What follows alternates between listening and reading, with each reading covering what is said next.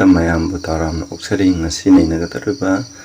Roman chapter as 9 gi 17 to 33 ni Aroi Saru Mamang da Queen of part 1 in Nakre Masina Aroi Saru Aduni Masigi title as How to Gentile attend to righteousness Karamna Gentile Dharmasema Pungra Jihudisi Nakaramna Dharmasemba Pangdabano Haibasi Maramdani topic di Yame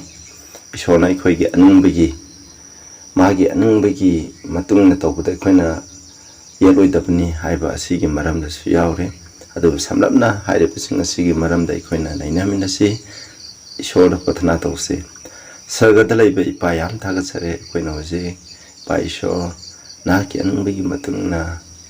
Equina in Gadabani Aduga Atokaram the Juditina Dharmasen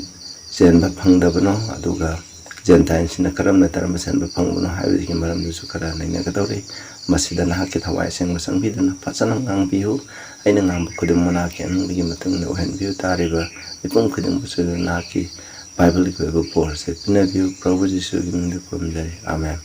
Snapsang Samona se Pazana Tabio Pazana Nainamina se the Bible Partana Tautuna Equina Pazana Pavio Nainaview Maram the Equina Libamatam se Propuna Lapumatamado Yamna Kare Equi Romans 9 gi 17 to 19 Hana Paminase Masidai Maramdi Sastrana Paroda Haiki Egyptian Tau Paroda Haiki even for this purpose that I have raised thee Maram Masigdama Aina Nambu Nintawaina Hapani Nintawaina Nambu Nintawain Bani Kaigidama Aigi power say I may assume my power in thee Aina Nang the Aigi Sakti Uningai and that my name might be declared through all the Arai. But Mapon couldn't the Aigi Ming say Lapton Naikidama Aina Nangonda Sakti Aigi Sakti is Nangonda Uningaidama Masigi Pandam the Aina Nangbu Nintawaina Hapani Haina Sastrana Haide Sastrana Hai Equina Exodus Taparaga so Equina Kangani Basini Kaligidama Ichona Parogu Nintawaivano have a Sikarigino ID Parogi Mapana Ishona Angapaki Amam Paktokuna Petivi Mapakudin the labor mission as I think by Shormalay have do Kangani I never Basigi Pandam Makshu Tunki Snapshot Makata Yingse Tunki Bursite in the Maram Aduna Aina Minungsi like it up Aduda Minungsi Utkani Aduka Aina Pung Kandan Gadaba missing Adu Pung Kandangani Haina verse 18 high Aduga verse 19 the Muyingsi Thou will say then unto me Adu Itargati Nahangna Ingon the Hagani Kari Kitama Mahangna Hoju Power Kari Kitama Mahangna Equi the Maran Tiribano Ishorna Equi the Kari Kitama Maran Pangnabu Honabno Hamni Maramdi who had resisted will Maki Aningbo Ishorgi Animbato with a Kanana Ayapa Pibra Havni Kanana so Ishogi Animbato with a Ayapa Piti Haina High Masida Equini Yangse Masida Equina Kanabaya say, Hoi, Sidai Kanagum Mina Kanaho mission as I Ishona Parogi, Hamoi Kalalali Hena. Sida have Masina Vimatandi, Ishona mi Karadana Minunsi Uli, mi Karadana Tamoi Kansali, Haina Kanagum mission have a Sastana, Madugi meaning the lobby, Madunate, Sida Hagdo Equina Makatana, Aquini in the Seba, Quina. Aduga Ishona Equazu Maran Tibanate Equina Nang in the Tauba, Dugi Matuna Equina Pangbane. Duga Ishori and Bada Equina Kanamaso, a yet patting but people on the Equim Yingsigo. Tasena Ishona Parogi Tamoy Kalanbra Habise. Hoi Pandam Divisi verse 17 at the Hagere Ishona Paro, the Tamoy Kalalaga Karigidama Kala Libano have taken Madame the Economy young being Aduga verse 17 the high maternity show is a teacher pity couldn't the winning I get among never. Shona Paro winning toe. We will say Paro into Hapazicarigino. I didn't say Moses in Matam Giwarini. Equina Madu young being Yangsico extra Genesis 2 16 17 Shona I think Begi Upambi Masung. Aduga Apopata Kanabi Upambi and Isheme, Eden Garden, if Adamda, Pieva, pibung matam da ishona hai na khoina garden da hol ko uhei khudung sa bi hai aduga afabata khang ngai ki uhei se masi na khoi sa agnu masi sa abada na khoi si ni hai kari da ma hali bu uhei se ishona sem bana kari ino hai di ishona gi aning ma khak taw ni ai nate ekoi me da ishona sem bi matam da freedom of choice pitin da lakar ma khudum even Satan the book ishona masi freedom of choice bi freedom of choice ki matung na ne Lucifer na ishori markta lan hauruga ishori markta lan hauruga ma ki matung da mi kya mon nam thak taro ka mai matung da life se ishori anang bi matung na loina mak tahun da taraga di mingonda man hai bu to da ya de hai bu taraga di sigma me ap se khoina lang no da ne ba sinaw sang du khoina khawre da ishona mi khuding da freedom of choice 하이브세 이코나 이샤기 아는 바 밤부터 나비기 능담부터 이쇼나 그다 비에바 마신 이파담도서 비에바 다이판다 라코미 풍코데부터 비에바 저 서 24기 15데서 하이시데 저 소나 하네 나 코이나 이쇼고 세바 동능부 따라가디 나 코이 쇼 세바도 아두고 나 포인 나 코이기 나파나 부싱나 싱샤우마다 코름 라이무티 코름바 나파나 부싱나 코름바 이쇼도 모든 아생바 이쇼니 하이브 따라가디 나 코이 madu illo da koi da pa madu kurumu ha ne adu ai am sa gi yungi yu imung na de show kurum ba ne masi da chu mai khana dai ai koi mi besina saitan kurum gi sai show kurum gi su ye ha be se masi pi ba masi ni shona pi ba se aduna koi na masi ka hum se aduga Isaiah 1 gi 18 to 20 to su hai je ai koi khanta min is come now let us reason together hai je shono khanta min na ba pi se ishona 마게 능도 흑도 할라디 또 야데 하이브 따라가디 마시 하이르 버사이텐다 거의 칸타미나시 능이 밥도 이 상앙부 따라서 아이는 온구만 한게니 이금랑 앙부 따라가서 뭐 거의 삼두기 어 삼두금 노hen게니 나 거이나 하이브 인능라바 아이나 하이브스 인능라바 나 거이나 따우능나 하이브 인능라 따디 나 거이나 람바두기 마히 짜가니 아두가 나 거이나 야드라바 거이 에기 마르타 란 하우 따라가디 na koi thangi me ada signi hai na masin piri ba ishor na koi da piri ne ba kallu hai se aduga mu second lesson to gi 10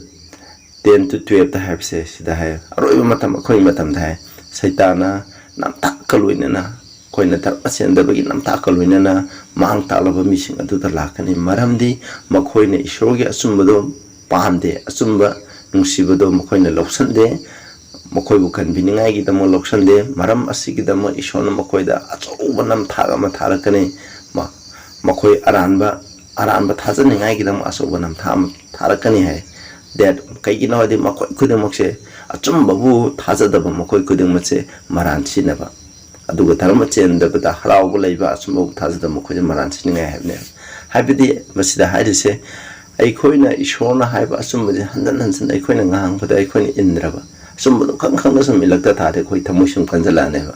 hairi ba mamai thang de khoi na thajada ba ai khoi ni inda ba sumbu aran ba do ai khoi na sumbu ina khala ne ba ado hairi ba so nam thang ne ba masi ishona na the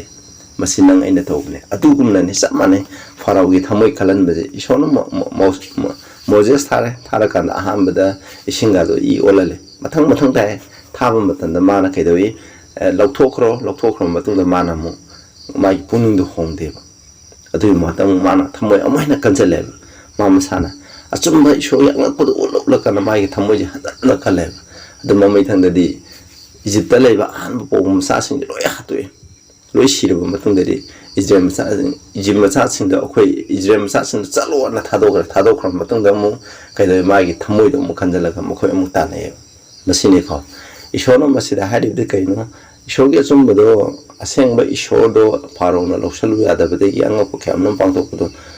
in da bade gi ma ke thamoi je sum khale ba masine khoi na thesa lo da hari bje masi chamane ba isna sa samai na kandan duna shona mu kari gi da mu ya halli bno ha de mai anu mu to na to jai ni shona sum na ha bade ma gi thamoi kanjalang ga ni anga ko me am da sum taro zuma isho ahing ba isho thaja da na mai thamoi do kan ba si gi ma pa na ke do wi ishona Egypt pang thok ki ba daina lai chat black haita ki ba mayang ki angak pa mayam do pithibigi mapang khudeng ta matam du da tare ba me pang khudeng mukta madu angak pa madu ki pau do tai ba ta ba matam da angak kharam na puning hongi kharam na puning hongde kudamoina khona Jericho thugai matamda rehab maiki imung manung oktabi rehab maiki imung manung loi puning honge aduna rehab haibase khona tayang pang bi kamdu mapu bu poli ba sagai adugi manung da chalibne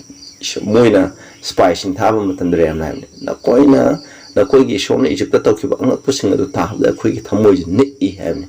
masina habdi matam du da laiba ni tari mphang khuding mata masi anga pose pangthoeba pakoina Israel masasna khurumliba ishor se masina asangba ishoni laimuti khurumbe masina aran bani habdo madu khangani ngai damakta ne bisnausa kai da mai shona farogi thamoi kalan bara ishona minungchi karadana uli karadana thamoi kalale habs natte masi khudimakche ai aina tawchaba adugi matung nani asumbe indaba mishing dudedi makoi thamoi do ishona kalan banate makoi isha na kalan jabne indaba degi masini koina hajening muse amuk 9 gi 20 to 23 paminasi no natte ko koina habdi aikoina maramdi shorgi anungba kanana el papibra habse mase magi anungba khatang khana tawgatabani shorgi anungba tawgadam habdo atunate oidasno hai but oh man sida who are thou that replies against God shorgi markana pakum handuna pakum pigedaba nangse kanano aikoina sida hai sembi kraba pot aduna sembi riba aduda nang na ibu kari na sembano haina hangadra habini sida koina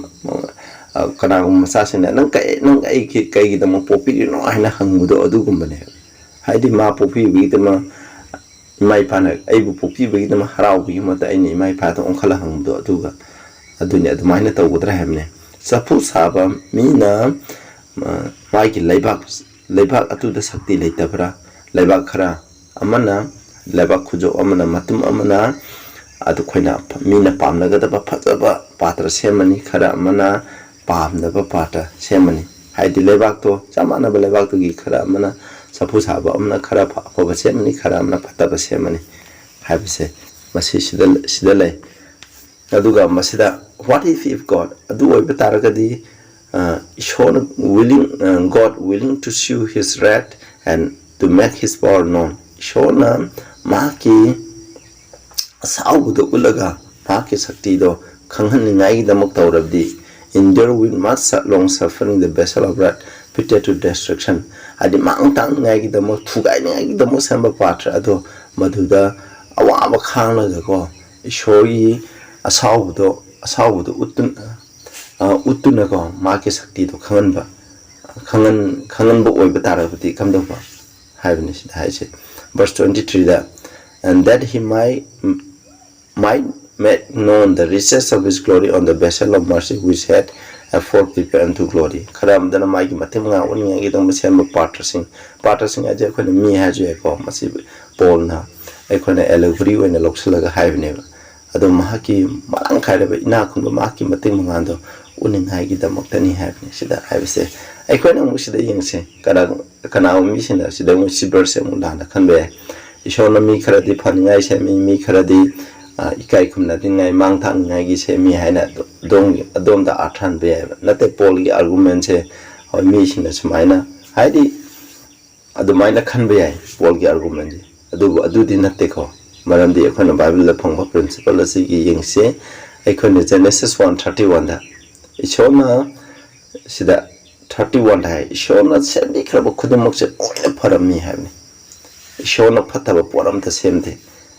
ekhona Genesis 1 da pab matam da ekhona khangai prithvi da ishona phataba am ta semde ishona aphaba sarga du nakta semi kharana mama gi ning tambai matuna phataba ojabane ishona taibung mi jo loina phana semi lai kraba use waya ji ba pam khudam se karim ta semde miyoibana magi aningba pamdu mathunga pap thobudegi kon sira phangduna phataba si oirakuni ishona phataba ka isu semde ko 721 da jai aingonda prabhu ko bom pyong khudem nei showing thala baksang oi haise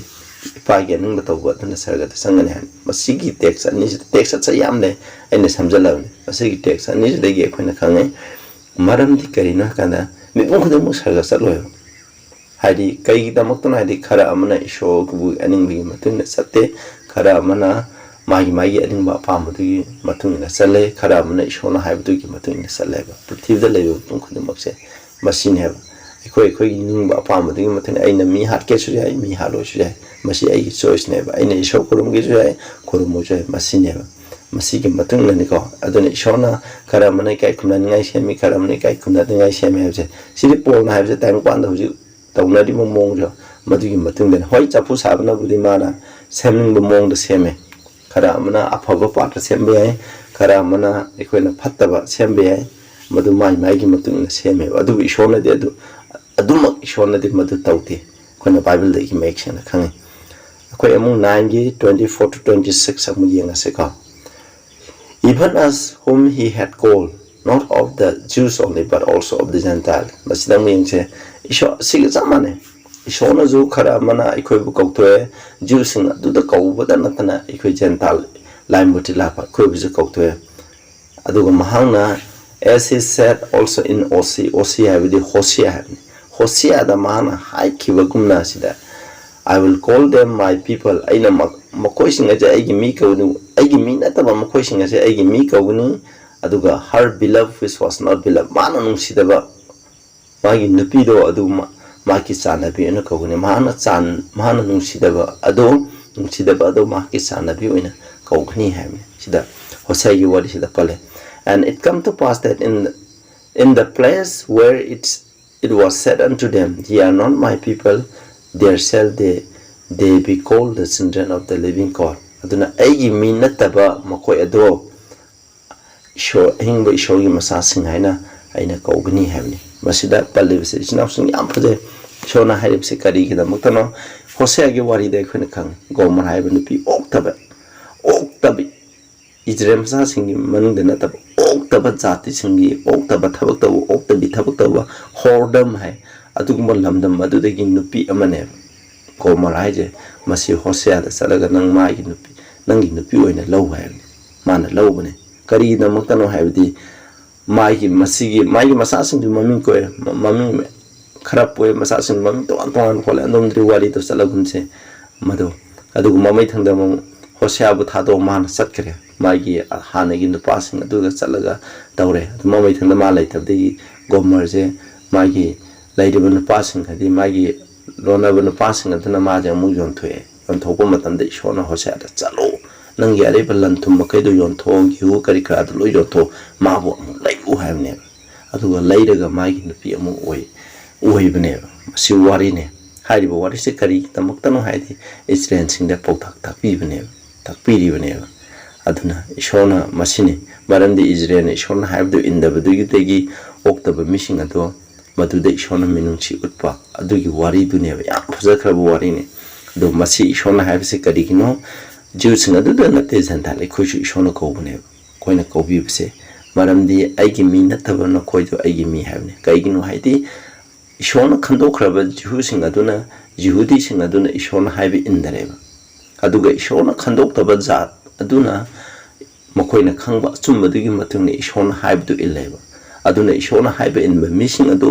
इशोरगी me Kaure इशोरना खंदोखरब me ओरसु इशोरना highway इंद्रदि इशोरगी मी कौदेबा चामाने क्रिस्तान खोइजु कोइ क्रिस्तान हाइजरगजु कोइ इछागा सकदौ nothing Asima मसे खोइदे थुंग क्रिस्तान ओइबा इखोइना इशोरना हाइबा Bible हाइबा निंगबदुगी मतुंगने सत्तबा तारगदि अतोपा इखोइना इशोर खंगदबा हुजि क्रिस्तान ओइदबा जासिंगसे मसिना इशोर खंगगा Sumba लाकु मतमदा मखोइदो इशोरगी मिसिंगने हाइना कौगनेबा मसिमक्सिंग असि हुजि म इखोइदा थुंगदबने इखोइना 27 to 29 अमु यंगसे आइजिया नसु इस्राएल सिंगी मरमदा असुमना हाइरमी इस्राएल की मसा सिंग से समुद्र की लैंगोयगुमने यामलगसु मखोइदगी रेमनान तेमहो खर खतंग कनबीगनी हैने सिदा मरमदि महांगना थबक अदो लोइसनगनी अदो धर्म चेंदुना महाना थबक त थुन लोइसनगनी because a short while will the Lord make upon the earth shona magi opaw sandopa haibse masi thuna loisangini habni masi habse masina habdi Israel gi jati khudum shona khandokraba Israel macha khudum loina kanbide koina khange Jerusalem 70-80 da thugaiba matanda kanbide bese Prabhu Jesu Christ bu thaja bakhara khathani 605 ki matamda koina Babylon Israel ahanba captivity loksan ba 70 year captivity loksan ba matam da jo me khar khatani shona kan birib se atai di loina lan phawina puraga kharamna thangi meada loi sibne samhane sida haibse ai khoi christian se suki mate prithvi da christian suki mate yam ta ra chu loina kan biroi basida denomination gi wafum khangde denomination khuding maktagi shona haiba in ba mission adu shori achumba ba ban haiba in ba dugi patang kan bigne aduga in the mission adudi kan biroeba masida ekhoina baptist have laite roman catholic have laite presbyterian have laite seventh day adventist have laite loina makan mi dinom sang khode makan bi gada banate makhoi sing adudagi kaidoba shori asumba bible haiba bible piriba sigi matung na sabak adu khathang dabu kan bigini have se masi ekhoina kaugum seba aduga ishona masigi ishogi ekhoina aroi thabak se ju ekhoina Jew sing da moi gi thabak to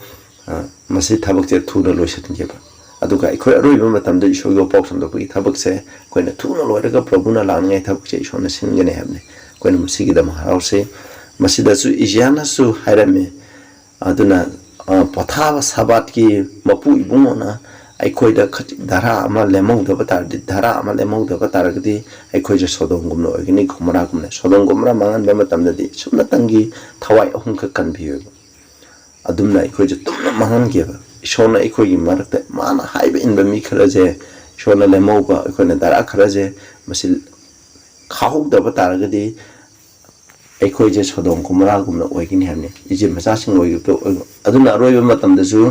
koina aroi financial crisis ki matam ju koina revelation 12 ki 7 den aina mamang su hana hai khre adu madu gi matung na ju mi kujo khatang le hogani shoya thangak pa aduga prabhu jisu krista gi sakhi piba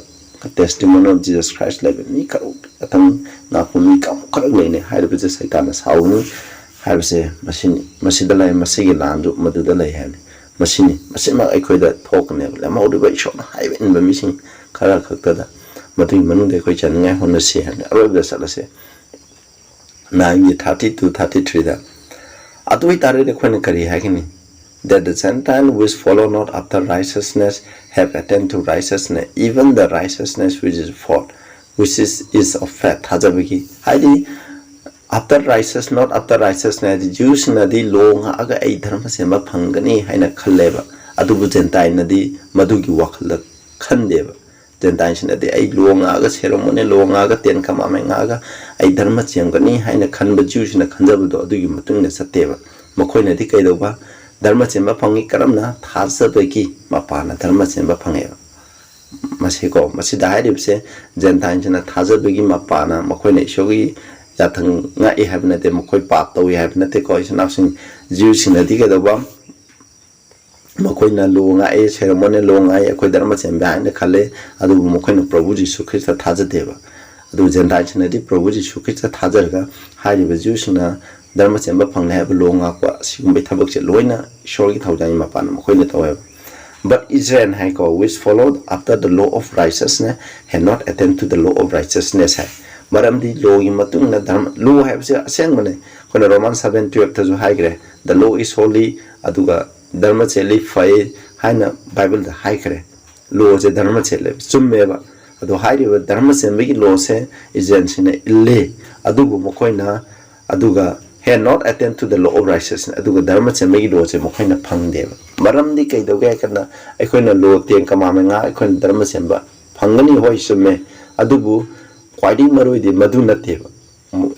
Israel masasna kai doba makhoi kan bi mapu oiba prabhu jisu krista thajadeba ten commandment pibiriba prabhu jisu krista do mokhoina thajadeba mokhoina ceremony longai ya thangtarang ai harga su prabhu ko thajadeba dharma che ma pibiji kana no prabhu na pi gadam pa ko pibiji kana no prabhu na ne lo na pa ko pi banate lo na di madu indraga di sishnu hai na dandi pi ne madu ni hai do phangdeba aduna mokhoina prabhu da thajaraga lo se prabhu ki thaujangi mapana lo se ngam boi tari mokhoina dharma se ma phangada ne harim du ona temna Gentiles na prabhu ji sukhita thajare prabhu bu nungsibigi mapana prabhu ki thaujana mokhoi